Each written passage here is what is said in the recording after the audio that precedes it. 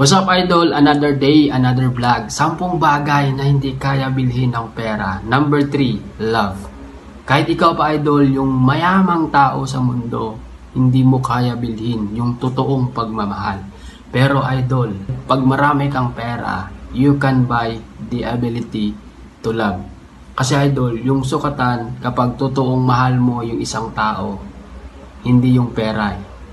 Ang sukatan, idol, is yung oras. So, the quality time you spend with your loved ones.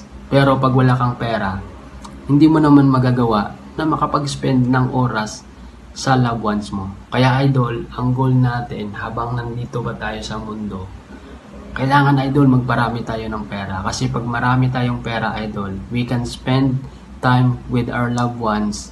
And not only, idol, makapag-spend ka ng oras, magkakaroon ka, idol, ng quality time sa loved ones mo kasi marami kang pera. Have a blessed day, idol.